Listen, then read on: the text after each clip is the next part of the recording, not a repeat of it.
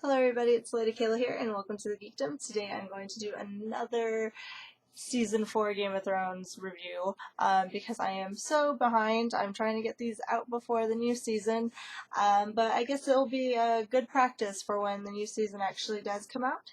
So, there's that. This is Breaker of Chains, Season 4, Episode 3, and I'm just going to go ahead and get started. If you want to know how I kind of do these reviews, watch my Episode 1 and 2 review, but I'm just going to go on assuming that you know how I do things around here. So, let's get started. I'm going to start with Sansa's escape. We leave off kind of from her point of view, where we left off last episode, where it was kind of Cersei's point of view, I guess. I guess it'll be technically like Joffrey's. I don't know. It's not the same as books, as obviously. So, anyways, so we follow Sansa this time rather than sticking around everyone else who's over there surrounding Joffrey.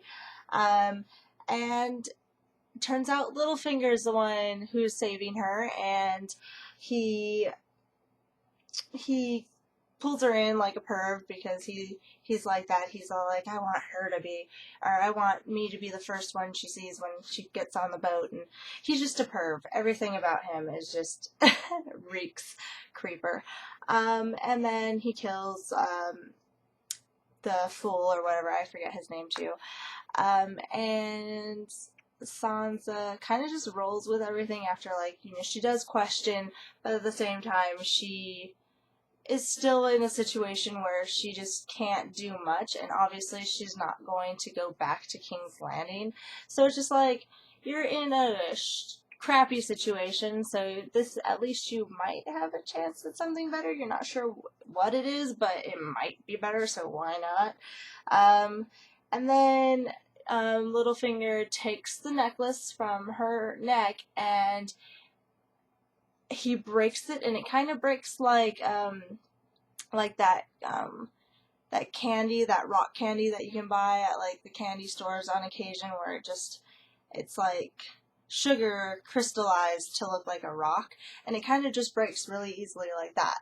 And so it just like makes you suspicious, and obviously he doesn't want it on Sansa's person anymore, so he throws it off the boat. And if you couldn't have guessed it, that's most likely the poison that killed Joffrey. And so it's very subtle. They haven't really revealed what happened yet, but if you're perceptive, that should kind of trigger something. And I'm not going to reveal any more than that because we still have to figure out how it was executed.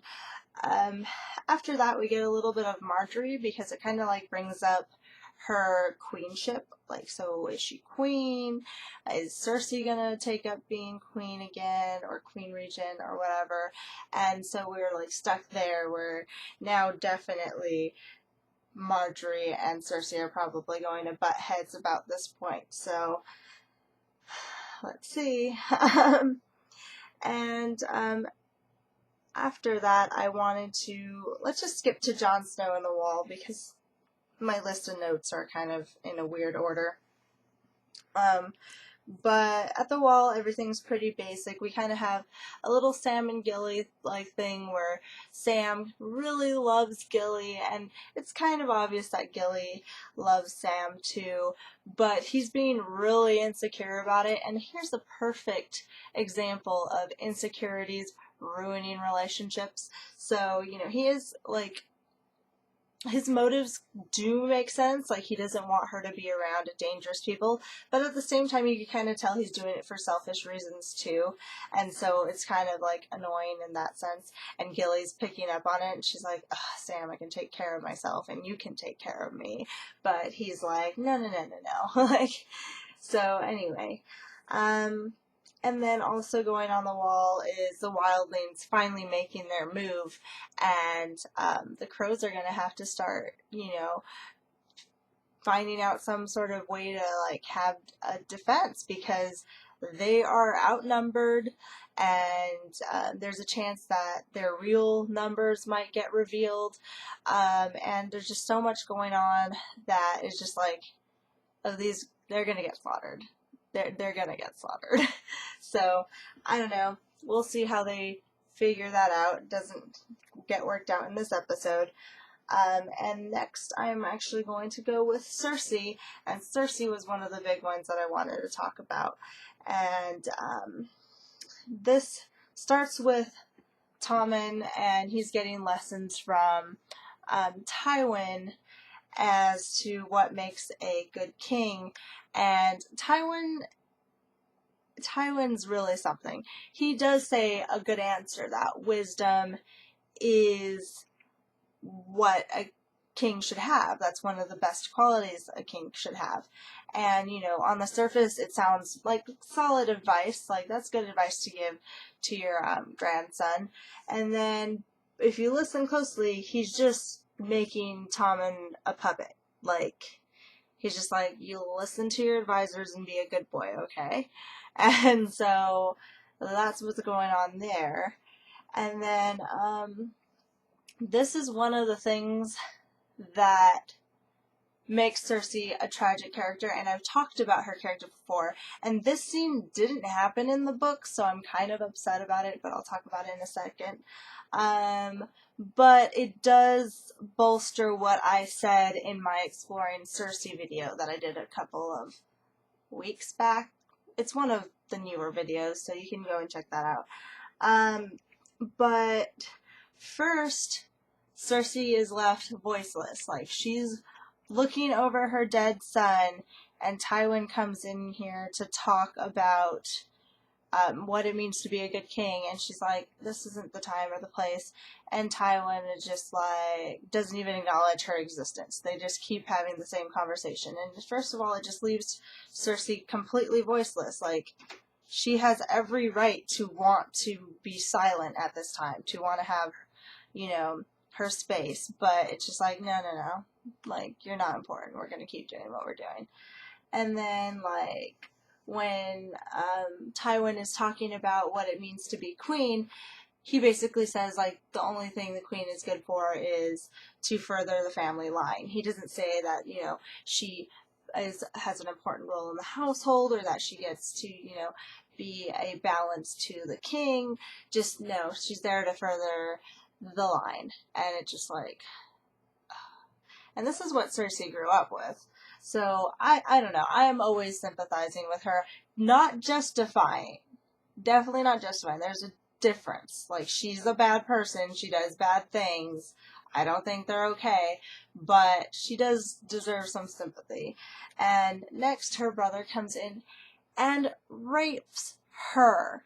Now, I hate this scene because, one, it's supposed to be Jaime's redemption arc, which means he is letting go of all the crappy things he did in the past and becoming a new person and growing up and learning a lot of things, and just, I love it.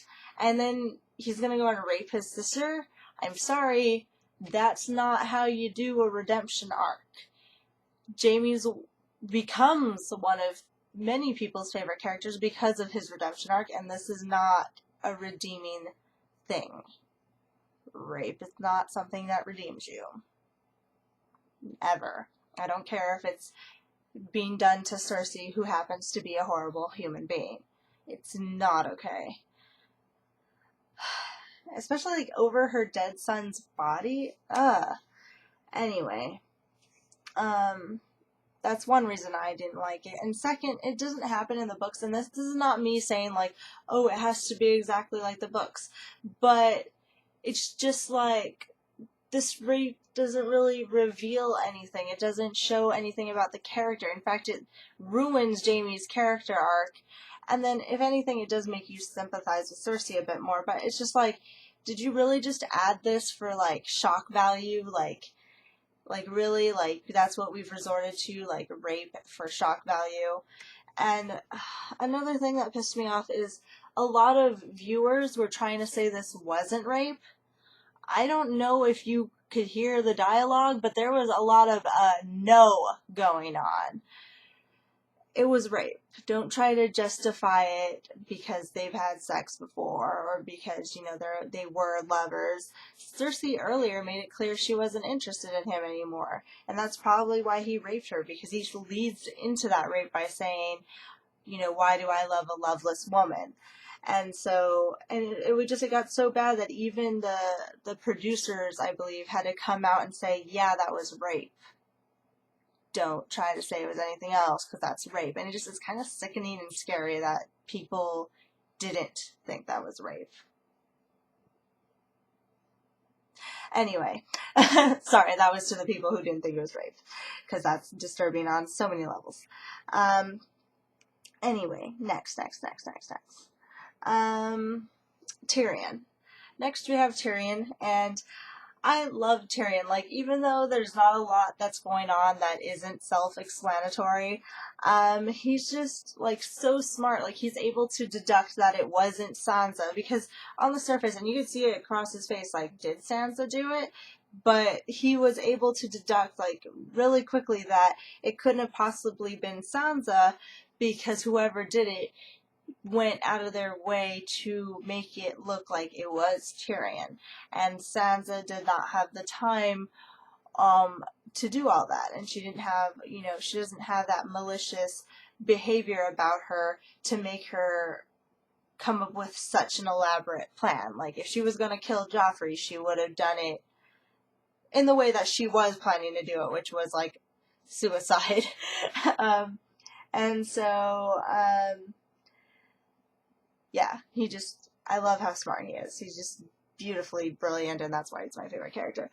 But he's really one of the few characters who are simply just worth watching simply for the dialogue. Like, everyone else you kind of watch because there's something going on, like you want to know what happens next, you want to know what they're going to do, and yeah, you can like their character traits and whatnot, but for some reason I can just listen to Tyrion talk all day, and I don't care if there's nothing going on in the plot, I just want to hear him talk. So, that's why I love him. And in the scene, like, where he's talking to Podrick, all I could think was, Podrick Payne is seriously the Neville Longbottom of Game of Thrones.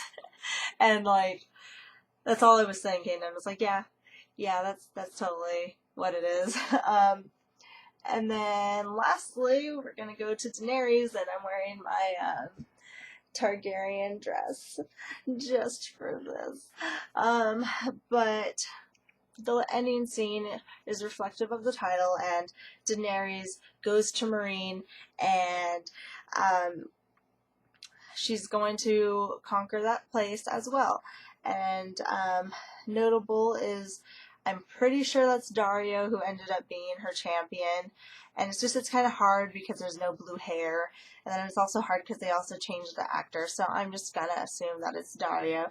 And oh my goodness, I've never really been a fan of Daario. I've never really swooned over him or anything.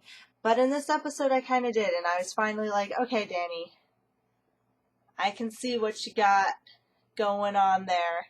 I can see why he gets you going, because he got me going. So yeah, so I'm liking this Daario, and so I can't wait to see what happens there. And basically Daenerys' tactic for taking over this city, and I just love how she always has her little tactics, and it's like she's like a leader, and I love it because she's not. Martin makes so many, like, varying female characters, like, they're not all strong in the same way. They all have their strengths in their own personal little ways, and I love it. And she's not one that will pick up a sword, and she's not one that, you know, will manipulate using her body. She's the one who will just say it and it will be done, because she is a leader. And she's a leader because she has good ideas, and because she does learn about her surroundings, and she does adapt to what's going on, and she takes all that and just all her great leadership skills and she leads. And I love it. So Daenerys is definitely one of my favorite characters. She always has been.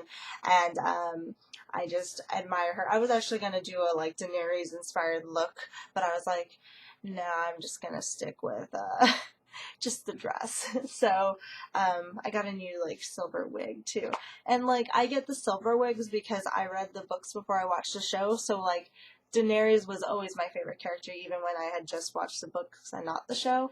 And so it's just like she has silver hair in the books, and so like in my head she looks a little bit different. But anyways, that's not about this episode. I'm sorry. But anyway, so her tactic for this city is to get the slaves to do all the work because the gates are closed. She could probably storm the city, but this is a good way to get everything going before she even goes in there. So she's basically telling the slaves to go and kill their masters and then, you know, let her in. And she does this symbol of throwing like buckets of slave collars that are broken onto the city. And even though I love the symbolism, and she's really good at using symbolism and manipulating people's emotions to do what she wants, she could have killed somebody. I saw how fast those things were flying. Like, I'm sure at least a couple people died. Because that's impossible. Anyways, but yeah, I get the point. The Breaker of Chains, that's the name of the fucking title. Yeah, whatever. But that's how I'm gonna end this episode review. And sorry, I'm a little bit vulgar sometimes, but it's Game of Thrones. If you're watching Game of Thrones and you can't handle my review because I flip off the camera and throw an F-bomb, I don't know what's going on in your head, because you can watch Game of Thrones but not take my slight vulgarities. I don't know. But anyways, that's this review, and I'll get back to you guys with another one as soon as possible. Thank you for your time, thank you for your patience, and thank you for watching. Leave all your comments in the comment section. So I have in the description below links to my Facebook page, Twitter, Tumblr, all that good stuff. Just take a look, and I'm most active on my Facebook page, so if you're looking for a lot more interaction, that's probably the place to go. So until next time, bye.